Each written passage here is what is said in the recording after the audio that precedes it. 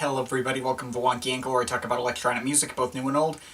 And as a Patreon request from The Tribe Has Spoken, I'm talking about Skrillex and Diplo present Jack U. Alright, so this is my first time covering Skrillex in proper video form. I think I've let my general thoughts on him known over the course of several previous videos, many pretty old at this point. I've talked about him in, I think, my worst hits of 2015 list. And I've devolved into rants on him and the genre he operates a few times before, like my review of the Knife Party EPs, and almost derailing my Burial reviews. But yeah, I have strong opinions on him. I'll admit I don't love the guy. In my opinion, Skrillex is one of the most overhated producers in electronic music. I so frequently see him credited as one of the worst things ever to happen to the entire genre. I think even more often than people like David Guetta or Marshmello. I stand by my opinion that Skrillex is not nearly as bad as so many have made him out to be. Most of the stuff he released, from his Scary Monsters and Nice Sprites EP in 2010 to his Recess album in 2014, is actually all pretty enjoyable for what it is. Probably not great, and I don't listen to him or enjoy his stuff as much as I did like 3 or 4 years ago, but I'm still gonna be more likely to defend him than most. There's a whole different conversation as to why he so thoroughly upset so many people in his heyday, but I won't go too deep into that, not just because I've already ranted plenty enough about that previously, especially in that Knife Party video, but also because this video concerns Jack U, which marked an odd turning point for me and Skrillex, because not only was this album a massive letdown for me when it came out, I don't think Skrillex was ever good again after this. I think there was one decent feature on a Mr. Wazo album and that was it. I've not heard anything else I've liked from the guy since. It's kind of weird, I don't really know what happened. And as for Diplo, I mean, he, at that point, was already much less consistent than Skrillex, but, you know, he hasn't gotten better or worse since then, I don't think. Now, I hadn't actually listened to Jack U in its entirety since around the time it came out. Sure, Where Are You Now got overplayed by the radio and stuff afterwards, and I knew I was gonna like that going into this again. But I also know how entirely polarizing this album was to everyone else. I'm not sure if I've met someone who thinks this is their favorite album of all time, or puts it higher than like a 7 or something. But I know people who did enjoy this album, and I know people who didn't enjoy this album. Obviously did not make this video intending to change people's minds on the project. However you feel on it is perfectly okay, even if you love it. I mean, if you love it, that's great. I myself remember thinking at the time that if I were to rate it back then, it'd be like a 4.5 or something. Really below average and not remotely up to par with the best work either artist could accomplish, but it had some decent moments. I figured it would at least make for an interesting video to see what it would be like coming back to this thing in 2018. Maybe some of the cliches of the time have gone out of date, so it might hit some nostalgia buttons or something. Who knows? So I sat through Skrillex and Diplo present Jack U for the first time in over 3 years, and,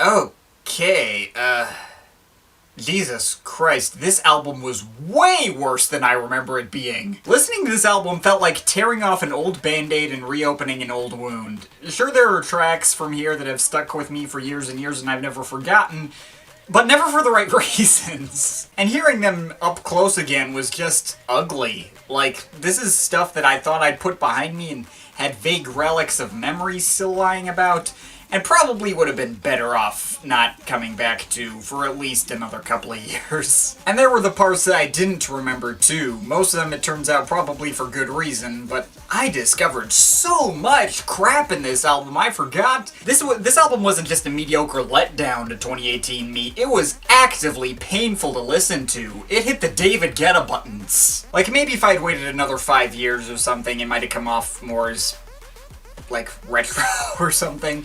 I could reminisce on those good old days that probably weren't as good as my mind might have warped them to become. Like, I mean, stuff that was big in my middle school days, like the Black Eyed Peas and Soulja Boy and all that club boom crap, can do that for me now. Probably because it's that effect of all music you heard when you were 13 or 14 will always be great to you. Jack U, though, I think I was 19 when that came out. Too late to form that kind of nostalgia. At least not nearly to that same level. This album teleports me into my late high school years, around the time I was mulling over making YouTube reviews in the first place, and had started to develop my own taste of what I liked and didn't like. I mean, I can at the very least see this being a big nostalgia button for other people, since it was freaking everywhere 3 or 4 years ago, and it's certainly a unique enough experience to stick in the head. But, Jesus Christ, I cannot deal with this. Listening to this album now really got under my skin and pissed me off to my core in a way that very few albums can. I didn't anticipate this video being nearly as negative as it's going to be, but here we go. Okay, so Jack U is an album that showcases all of my least favorite trends in popular EDM, and comes off more than anything as a massive, unfunny joke, in spite of having later been pretty heavily influential down the line. In its best moments, Jack U is forgettable and mediocre.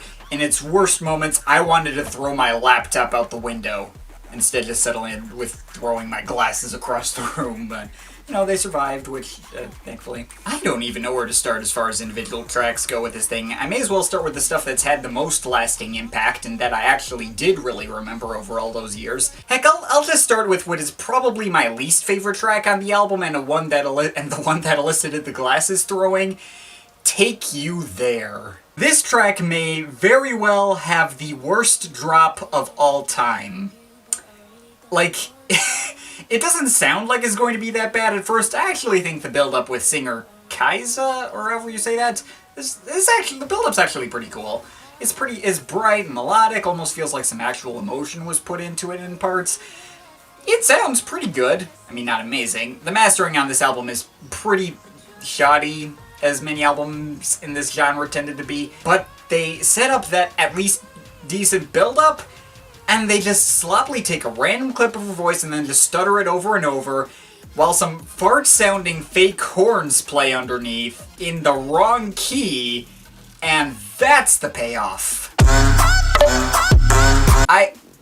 This has to be a joke, right? Created specifically as a subversion of expectations or something? Because I don't think you could possibly do a worse job of paying off that build-up. I'm not even exaggerating. You could pile more annoying elements to this, but then it'd be louder. And part of what makes this drop so unlistenable is how empty it is and how not even close it is to having the same energy that the build-up had. You could even take out the drop entirely and just put in someone farting. But at least then it'd be obvious that it was intended as satire. But I remember them pushing Take You There as a regular single, with a music video and everything. What the fuck am I supposed to do with that? I genuinely can't tell if this was a joke, and if it was, I'm certainly not laughing. At the very least, there's an alternate remix that fills some of that empty space with Missy Elliott, but it's a far cry from solving the problem. Yeah, that drop basically scarred me for life in 2015. I don't think there's ever going to be a drop that leaves that kind of lasting, unforgettable bad taste in my mouth ever again. Thankfully, there's nothing on here that elicits that kind of rage out of me to the same extent. Where Are You Now, for instance, I remember thinking that drop was terrible and weak and unsatisfying at the time, but it's still nowhere near Take You There's level of awful. It's just stupid sounding with its weird slide whistle thing. But all the novelty this track had at the time got systematically removed by overplay. It's just a bland nothing song now. Like, back then we were all talking about how weird it was that there was a Justin Bieber performance that could be taken seriously to any extent, even if just a few months later he showed his true colors as being really bland and boring. I mean, my first thought hearing this in 2018 was, oh no, his voice hadn't fully changed yet. Maybe some harmonies and the second drop sounded kinda off, and nothing else of note came up. Yeah, pretty bad track there too. The other moment from this album that I could still easily remember after all these years was Febreze. I thought this track was okay at the time, if aggressively stupid and featuring really shameless product placements. Yeah, I'm the shit, I should have Febreze on me is one of those lines that you never forget once you hear it the first time. Like she tries to fuck me back to life. But I at least remember liking the production behind 2 Chainz at the time, and I just can't sign off on it now. The production is really thin and tinny, It's loud and vaguely catchy, almost resembles some things I actually liked about Skrillex if you squint at it a little and turn it sideways or something. But it's so hollow sounding and lacking in any punch, it is just annoying repetitive noises now. Oh yeah, and I also remembered the intro, "Don't take some drugs, just take some Jack U," which is just ambient synths and some stoner voice rambling. Not much there, but I remembered it at least. As for the other tracks, okay, look. This album has a lot of two particular trends I've always disliked in nearly any context, often played totally straight, that being big room house and EDM trap. I've said plenty of things on big room house in previous videos of mine, like the Calvin Harris motion review and how brainless that shit is. Similarly, we got totally forgettable big room schlock like Beats Knockin', which I couldn't remember a single second from for years after the fact. I guess I remember it more now, the beast have been knockin', the beast have been knockin', but nothing else beside that one vocal left any impression. And EDM trap, ugh. I don't mean like all the interchangeable Drake and Migos stuff you hear nowadays. I mean like the Harlem Shake kind of trap. I think we remember my thoughts on that track. And, it's at least far enough in the past to not completely irritate me to the same extent it used to a couple of years ago, but the trap stuff on Jack U is that kind of trap. Holla Out is a good example. Tons of the usual abrasive build-up noises you expect in that kind of build-up, and completely atonal drop with lead synths that sound somewhere between laughing and duck quacking. And of course the ever-present skittering hi-hats playing every 64th note in some sections. That's another pretty hard track to listen to, and one of the worst sounding on top of that. But sometimes the noisy trap EDM stuff comes in when it really doesn't make sense. To You and Mind both fall for this trap. The former was almost one of the more tolerable tracks with a melodic drop that, well, pretty jerky and awkward. At least almost matched the build-up. But then it just randomly drops into noisy trap randomness at one point for no reason and is really out of place. Mind doesn't jerk you around with its empty YTPM V drop that doesn't match the build-up. But, it's unremarkable, too. I don't inherently hate that DJ Snake-esque synth in the drop. I mean, Orbital used it on their last album, except they actually made it sound good and felt like it actually had some kind of purpose. The only track left to mention is Jungle Bae.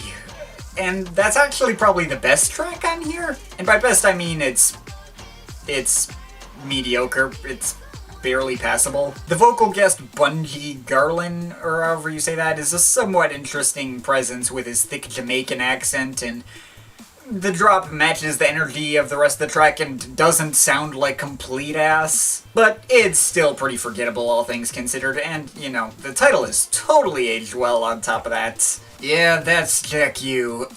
I'll admit my scoring on this album is pretty heavily centered around the time I'm listening to it, which is probably, I'll admit, a bad time to revisit it. It's old enough to feel dated as hell and recognize how this stuff is aged pretty poorly, but it's not old enough that its influence on the EDM scene is totally worn off. Like I mentioned before, listening to this right now felt like tearing off a band-aid off a wound that hadn't totally healed yet, and just opening it right back up.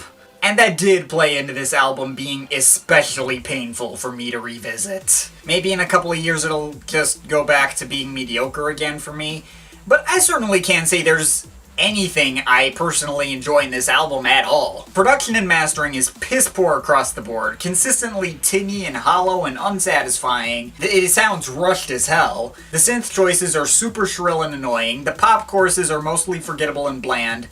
The whole thing is a giant, unlistenable mess that I don't think either Skrillex or Diplo really put that much thought into, and figured, oh, the name recognition will carry most of the weight. And it's one that I was basically going, I hate this, I hate this, I hate this, I hate this in my head through all the parts that I wasn't just completely bored out of my skull.